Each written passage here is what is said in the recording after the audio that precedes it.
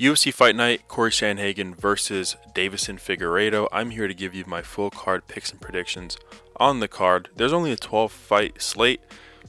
This is the first time we haven't had 13 or more fights in like a month and a half, so I'm kind of relieved because there's a lot less tape for me to watch, although I do enjoy watching tape. But overall, I mean, first we'll just circle back to last week, how we did on the predictions, and then we'll just move forward with this card. Like I said, only 12 fights. Not going to get into a lot of these fights too much in depth because I'm probably not going to bet on a few of these. Honestly, some nasty fights. Kind of one of those cards where you just like, it's a little skippable up until like the last two fights, maybe one or two in there in between the card. But before we get started, I just wanted to say we are so close to 500 subs. One, I want to thank everyone who has already followed me and subscribed to this channel. As you already know, I have 15K on TikTok, or did. My previous account were at 1K in the new account, but I'm trying to get 500 subs here because at that point I will be doing a giveaway.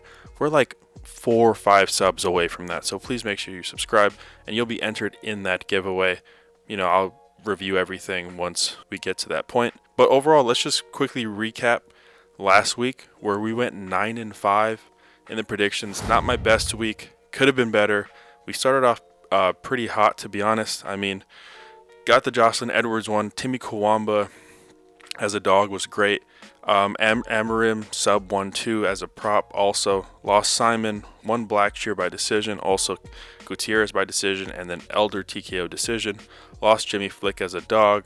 Alascaroff TKO we hit. Randy Rude Boy Brown hit. Lost Pereira, which is a massive hit.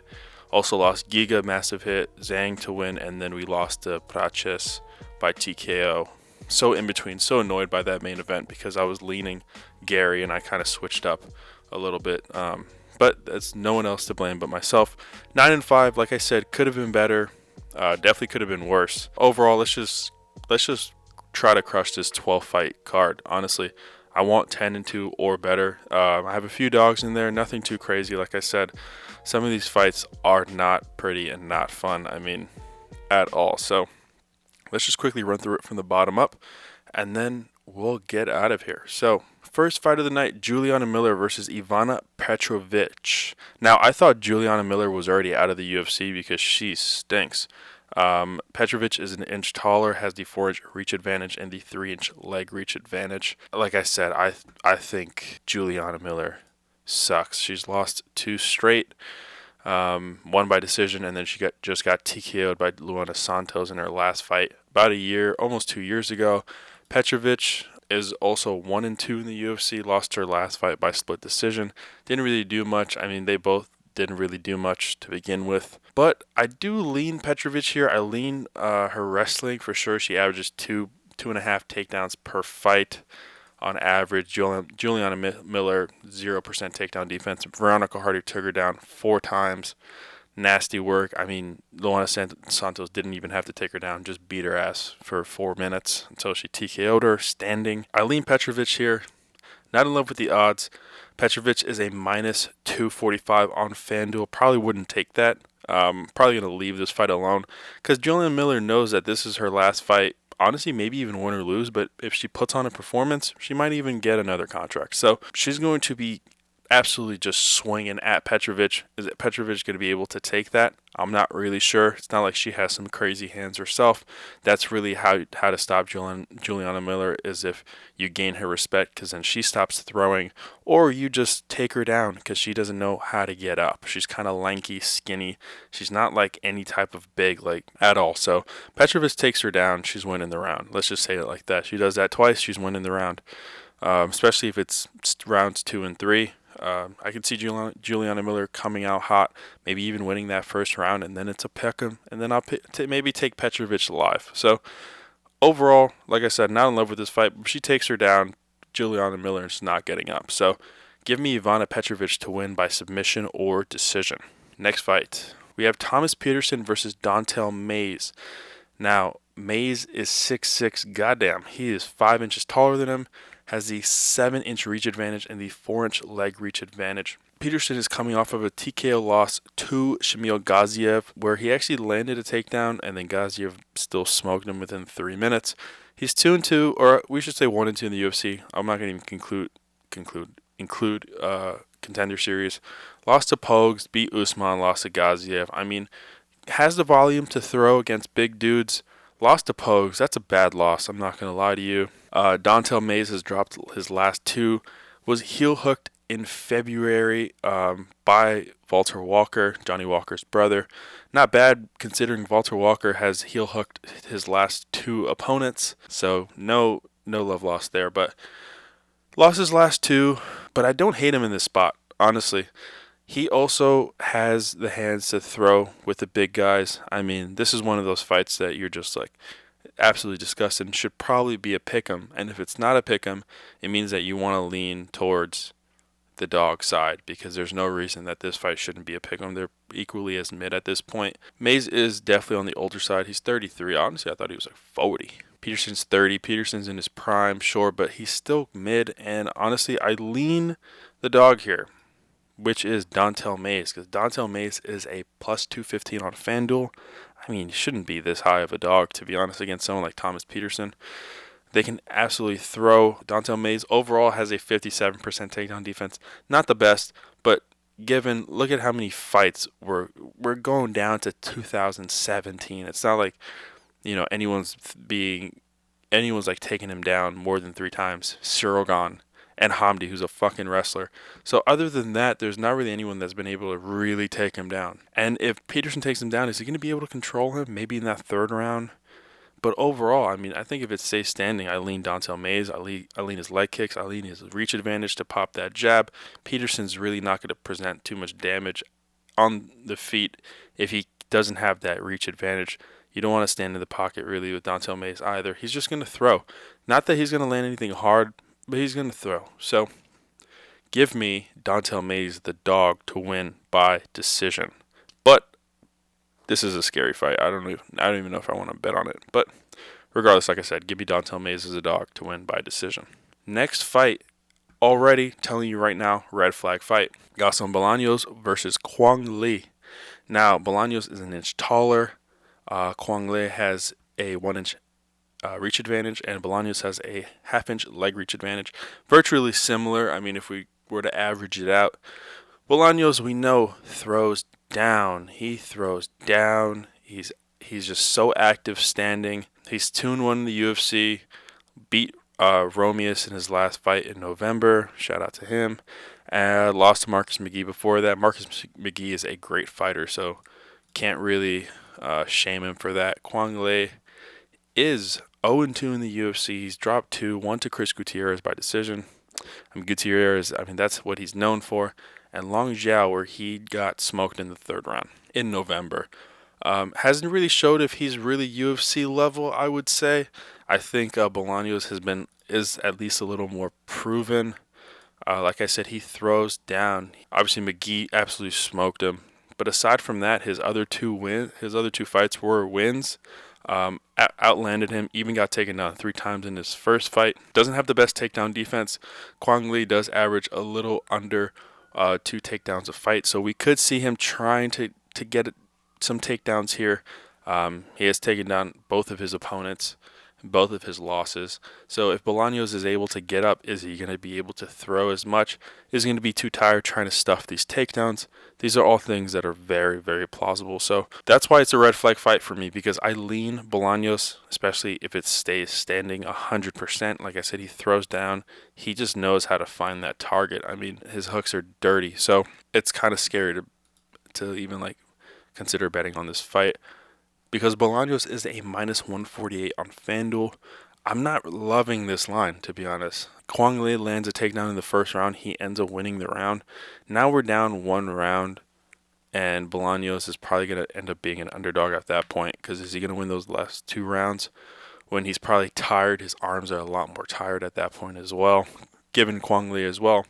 But it's not like we've seen Bolaños have the best takedown defense either. 42%. Aaron Phillips, like I said, took him down 3 out of 5 times. Marcus McGee took him down once as well.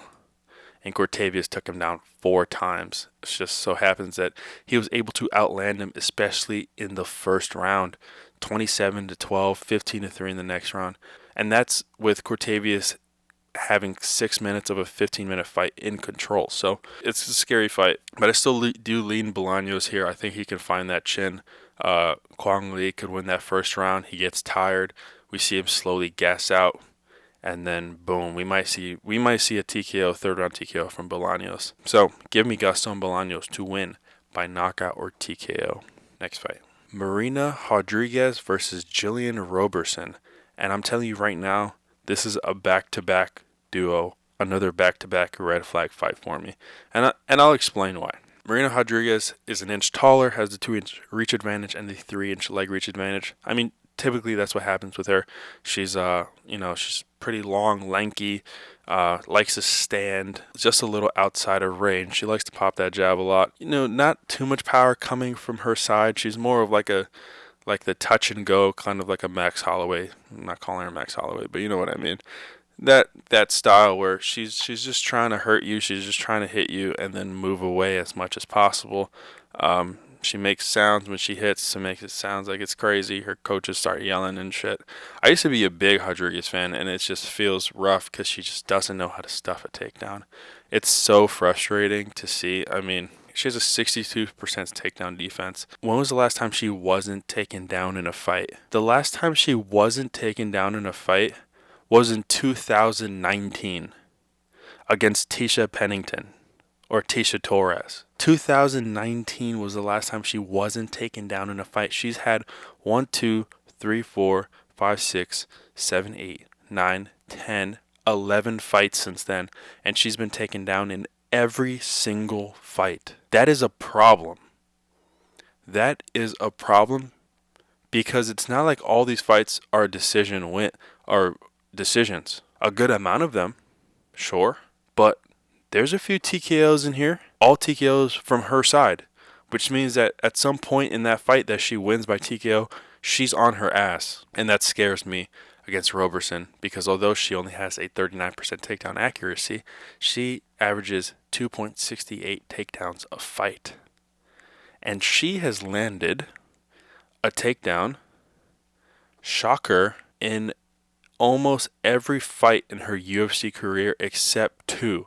A loss to maybe Maycee Barber where she got TKO'd, and Taila Santos, where that makes a lot of sense, honestly. But since that Taila Santos, she has gotten a takedown in 9 straight fights.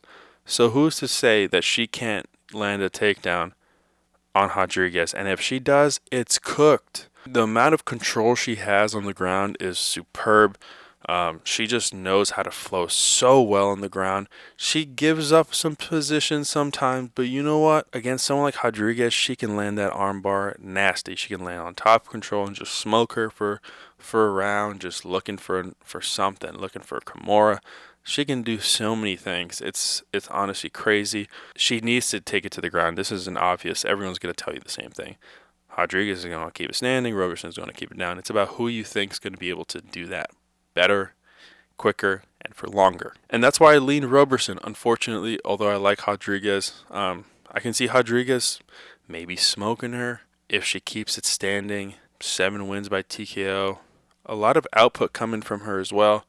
Robertson has been TKO'd once, like I said, by Maycee Barber a very long time ago. I mean, 2019 as well. It's not like her chin is trash or something. If she gets hurt, she can lean towards the wrestling, try to grab a leg. That can absolutely happen as well. It's tough to bet on Rodriguez in this spot against someone who I guess she knows as well she's going to get taken down. It's about what she does at that point. Like I said, Robertson minus 320 on FanDuel. That's my problem on why it's a red flag fight. Because Robertson should never be a minus 320 anywhere, ever. Ever. She's not that good. On the ground, she's great. But overall, as a complete mixed martial artist, she shouldn't be a minus 320. And the line's just a little too wide because Rodriguez isn't a scrub. It's not like she's never stuffed a takedown, but she does get taken down. And we've seen some type of urgency lately to get up from those positions. So if she's able to do that early, it gives her confidence that she'll be able to get up. Now, she'll have more confidence if she stuffs them. But if she gets down and she gets right back up, We've seen, even if her legs are trapped, she's pushing to the cage. She's trying to get to the cage. Is Robertson strong enough to just keep her down, get her shoulders, just completely suffocate her? There's a great chance of that, which is why I still lean her. But another red flag fight, another one that I probably wouldn't take because it just feels iffy. Something about it feels kind of sus to me. So the line is sus as hell. But minus 320 is gross, but I'm still going to take her. So give me Gillian Robertson to win by submission or decision. Now, next fight. Ryan Loder versus Azamat Bekoev. Now, Ryan Loder is an inch taller, 4-inch reach advantage, and we don't have a leg reach for Ryan Loder. We'll start with Loder, though. 7-1, 5 by TKO. He does have one win, technically, in the UFC, and it was to Robert Valentin, where he just absolutely smoked Valentin. Bekoev 19-3. 1-0 in the UFC also was a win against Zach Reese. Smoked Zach Reese. I mean, Zach Reese at this point has no chin, or never did, but he smoked him. He's won 7 in a row. This is another one of those fights where I'm like so back and forth if I want to bet on the fight, but I do lean Bekoev here.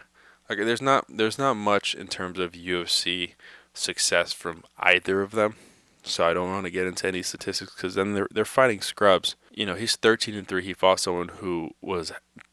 It was his debut. I do lean Bekoev here. Bekoev is a massive favorite, though. It's scary, minus 400. I think he's going to be able to keep this standing. If he's able to get a takedown, he knows how to control the fight. His ground and pound is pretty damn dirty, to be honest, as we've seen. Is Loder going to be able to get up from those situations? I personally don't think so. So I'm going to leave Bekoev here. Like I said, that the line is dirty. He was a minus 250 at some point in April 17th, and 11 days later he's a minus 400, so the line has definitely just shifted towards his side. Not loving the Loder side as a dog at all, to be honest. It's tough. Maybe I'll take this fight as a prop, but definitely wouldn't put this in a parlay. Minus 400 just isn't worth it. Loder isn't a scrub. I just don't think this is a great spot for him. But regardless, give me Azamat Bekoev to win by decision.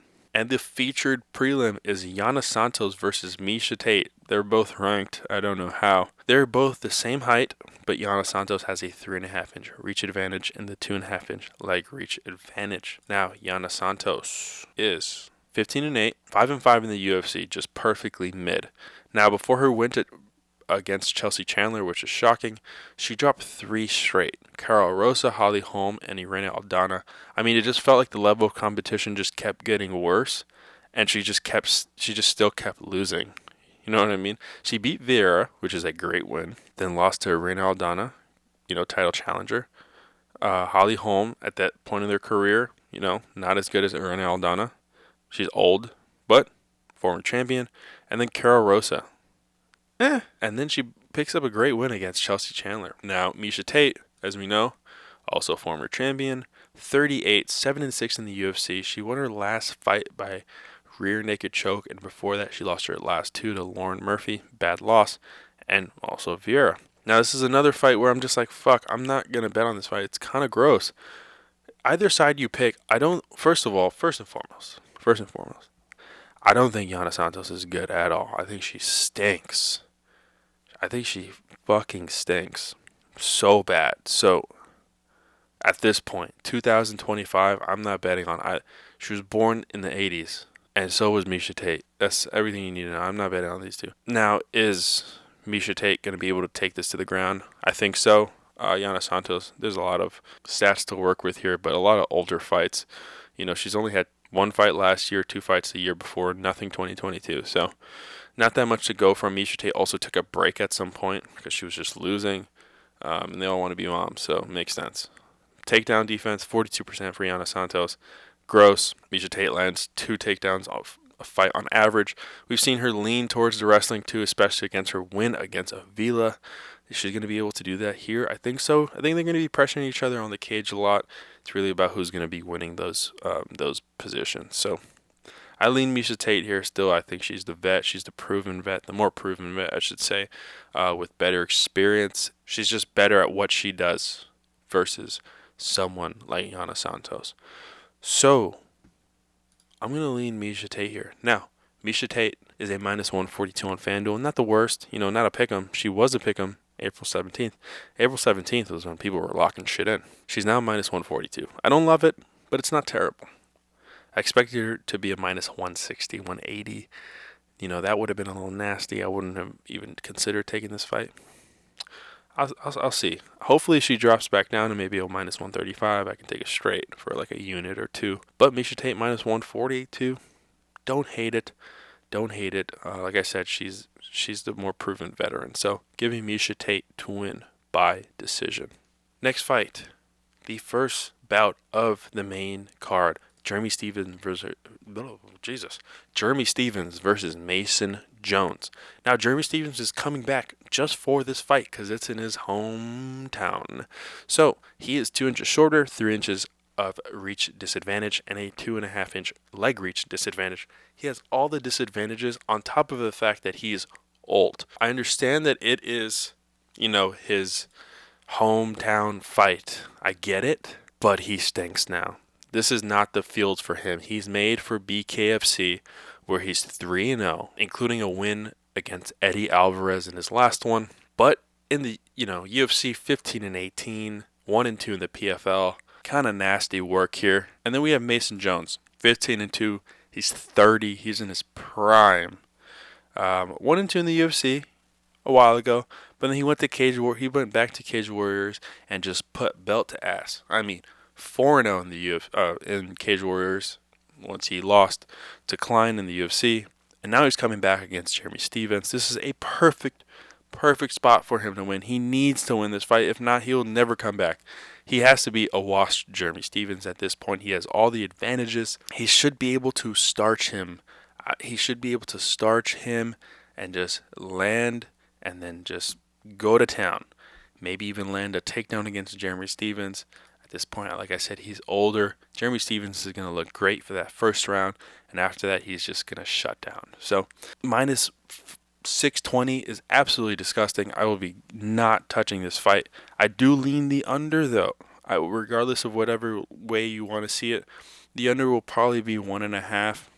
Given no one has these lines yet, but I assume it's going to be minus one, under 1.5. I don't mind that. I think they're both going to come out swinging, especially Jeremy Stephens. And if he doesn't land, I think Mason Jones can find that chin as well. Jeremy Stephens has been smoked before. It's not going to be the last time. Like I said, he's old. I get it. It's in his hometown. He just wants to do it because it's his hometown. Of course he wants to win, but is he? I don't think so. So give me Mason Jones to win by knockout or TKO. Next fight, Cameron Smotherman versus Sidey. Now, Sidey is 2 inches taller, has the 3-inch reach advantage, and the 1.5-inch leg reach advantage. Smotherman did pick up a monster win in his last fight against Jack Hadley, where he was a big underdog. So he's 1-0 in the UFC. He's on a 4-fight win streak, including some bangers in Fury. I mean, a jumping knee win, anaconda choke. He did have a split decision win here and there. Anaconda choke 4-6, nasty record, by the way. Anyways, Sidey is 1-1 in the UFC, lost to Tavares by split. I mean, could have gone either way, to be honest, but picked up a split win against Armfield, kind of gave it back to him. Overall, this is also another one that's not that much to go based off of, but he landed 96 strikes against someone like Hadley. Hadley's not someone who's just getting constantly dogged in there. I mean, kind of, but like he's not bad. He's not bad at all. So that's why it's such a big win. Lost Contender Series in 2023. I'm not going to even look too much into that one specifically, just because Gregorio is a dog. I mean, he got the knockdown. It was early in the fight. He just got caught, pretty much. He kind of bounced back from that. Sidey did also smoke Tavares in Contender Series, then lost to him by split after that. Like I said, another great win. My one thing is Smotherman's probably going to be looking for takedowns. Sidey's going to want to keep this on the feet. He's a longer fighter. Like I said, 3 inches. His striking is cleaner. He might not, land anything too crazy, but this is such a tough fight because I think Smotherman's a dog as well. And he's a live dog when I show you these odds. That's why it's kind of tripping me out a little bit. Because we see Smotherman is a plus 112 on FanDuel. I know a lot of people are going to be on Smotherman. You could tell. See? April 17, plus 124. Now plus 112. People don't believe in Sidey a lot. And I can understand why, He's kind of shown that he doesn't, he might not have that leap forward. Smotherman, we don't really know either. All we know is that he picked up a better win in his last one. A win that a lot of people didn't really think was going to happen. So, regardless of that, I think Sidey's going to be able to keep this standing. I think he has better combinations standing. I think that Smotherman's just a little too inexperienced here, I would say, in this style of fight, which is why I lean Sidey. So give me Serhiy Sidey to win by TKO or decision.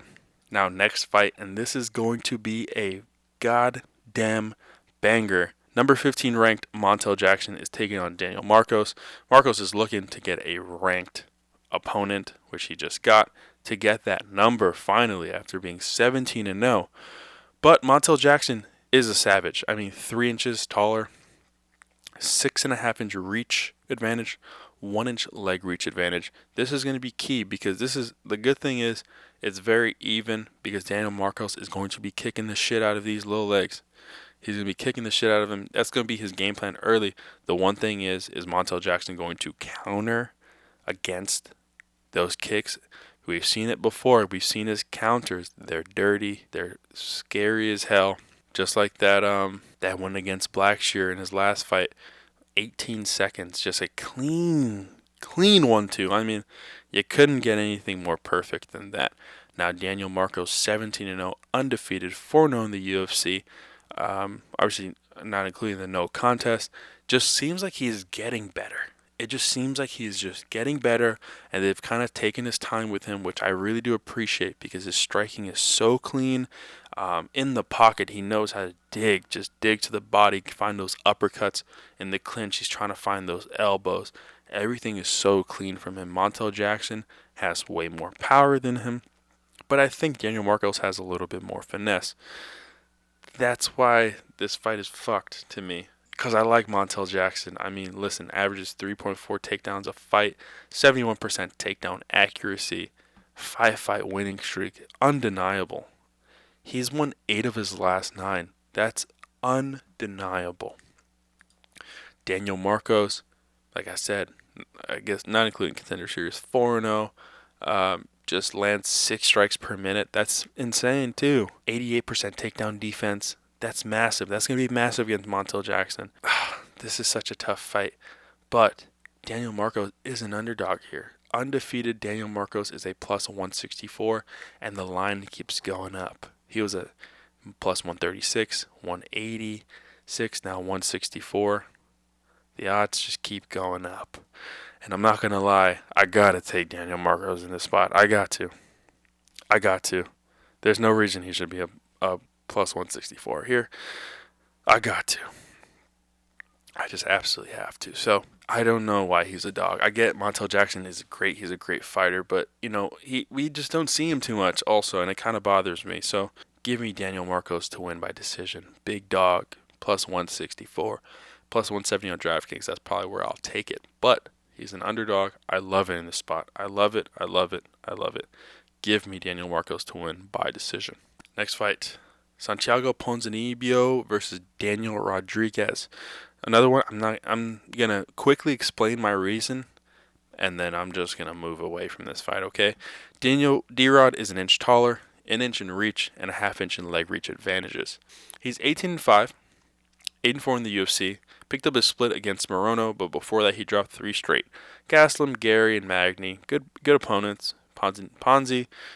30-8, 12-7 in the UFC. Picked up a TKO win against Carlson Harris. Massive win. We needed that for a parlay as well, which was massive. But before that, he had lost 4 of his last 5. Granted, Jeff Neal, Michelle Pereira beat Morono, where he was losing that fight, I should add. Lost to Kevin Holland and then Salikov by split. Could have gone either way. Probably should have won that. But picked up a great win in his last fight. Now, one thing is, regardless of how bad this looks, he still cares. This proves he still cares. He's still good. This dude literally, D-Rod looks like he doesn't even want to fight anymore, and he's just trying to collect some checks. That Morono fight was atrocious. That Gaston fight was atrocious. Ponzi is a minus 128. I'm taking that. I'm telling you right now. It's probably going to be a minus 140 at some point. I'm taking that. He was an underdog in April 17th. God damn it, I should have taken things in April. Minus 128 now. I'm taking that. D-Rod doesn't even look like he wants to fight anymore. I'm done. I'm tired of D-Rod. Give me Santiago Ponzinibbio to win by knockout or TKO. Co-main event. Reinier de Ridder versus Bo Nickal. Now, de Ridder is a ranked opponent. And Bo Nickal is looking to take that, finally. De Ridder is 3 inches taller, 2-inch reach advantage, but Bo Nickal has the 1-inch leg reach advantage. This one's going to be weird because de Ridder, people thought de Ridder was going to be a scrub, especially the way he almost lost to GM3, but then he picked up a massive win against Kevin Holland. Granted, Kevin Holland just does not care. So that's another thing to point out. He just doesn't give a fuck. So it's a great win, but it's not something like, oh my God, he fucking choked out someone else. He did choke out GM3. Great win. Bo Nickal, 7-0, 4-0 in the UFC. Beat Paul Craig in his last one. Disgusting fight. Disgusting. No one threw much. One of the most boring fights I've ever seen. But before that, picked up 3 wins against 3 good old Goya cans. Goya bean cans. Cody Brundage, can. Val Woodburn is not in the UFC. He's currently, right now, at his 9-5. And Jamie Pickett, what am I even going to say about Jamie, brother? Him too. They might be working together at UPS or something. Paul Craig, boring ass fight, but he's a stud. Bo Nickal's a stud, whether you like it or not. His hands are still very green, which is scary, but it's not scary against someone like de Ridder because de Ridder can't throw shit either. So, who's going to be better and more dominant on the ground? I think it's Bo Nickal. I still think it's Bo Nickal. De Ridder has experience. I think he might have the better jiu-jitsu, but Bo Nickal has the wrestling, and if he's in control in those positions, I think that he can choke out de Ridder. I think he can finally get there. This is a good ranked opponent for him. This is a clean opponent for him to win, kind of like match make heaven for him. He's fighting someone who's 2-0 in the UFC, who was a champion in another promotion, like I said, who's won already 2 in the UFC, so you can't say it's his debut or, he's been fraud checked already. He's 2-0. So this was kind of match made in heaven for Bo Nickal. Bo Nickal is a minus 310 on FanDuel. Don't hate that at all. Minus 225 before. Fucking April. Oh, March. Never mind. I was going to say April 17th. Minus 310. Not the worst. Solid parlay piece, maybe.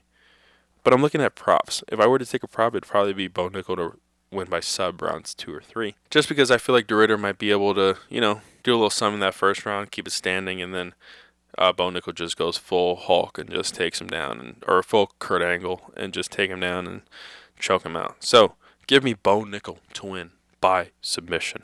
And the main event of the evening is Cory Sandhagen versus Deiveson Figueiredo. Now, he's such a shorty. Sandhagen is 5'11", and Figueiredo is 5'5". That's like usually the difference between like me and like everyone else. Oh, just about, almost. He's 5'11", 6 inches taller, 2 inches in reach, 2 inches in leg reach advantage. Cory Sandhagen has all the tools to win this fight standing. I saw some pictures of Figgy. Homie does not look like this. He looks fat as fuck. Do I even have to go through this? I'm telling you, I'm picking Cory. Or am I? Cory's 17-5, 10-4 in the UFC, lost to Umar in his last one, was too worried about stuffing takedowns and not worried about putting enough output in his fucking punches. God damn it! 1-3 straight before that, solid wins. Figgy, since coming up in weight, he is 3-1. I mean, amazing. Honestly, 1-3 straight, lost to Peter Yan. Peter Yan just put the beat down on his ass, which was amazing to see. I love Peter Yan. As you saw, both beat my countryman, Marlon Chito Vera. Very disappointing. He's coming back soon. He better fucking win. Jesus Christ, he better fucking win. But, I mean, what we've seen from Figgy is that he has the hands. He has the takedown defense, like we saw against Rob Font. He has the power to knock down Marlon Chito Vera, and he can still choke people out, like Cody Garbrandt. Now, granted, like I said, Peter Yan was a bad matchup for him. Peter Yan's just all about output, has the power, has the finesse. Way more combos disgusting combos. One of the best boxers in the UFC. Cory Sandhagen is not really like that, but he still has a lot of finesse. He's going to be looking for knees. I think he's going to land a nasty knee or try to. Some spin kicks. Just throw Figgy off his game, because, you know, you put Figgy, if Figgy's in the pocket, he's going to try to land something crazy. Now, Cory Sandhagen hasn't really been that hurt too much lately because he likes to move a lot. He's very active. He's very mobile. I'm very curious to see what he thinks that Figgy's going to do in this fight, because Figgy has the power, like I said, to knock anybody out in any weight class. But what's going to be his game plan? Is he going to try to wrestle? We just saw that if Cory Sandhagen just stuffed every takedown Umar threw at him pretty much. So what's going to be the game plan here? Because we know the clear game plan for Cory Sandhagen. Pop and move, smoke him, try to do some crazy shit at the end of the round, maybe land something, land a knee. He's going to be looking to finish Figgy because he wants that title shot. You know, he beats number 5 here. He could get it.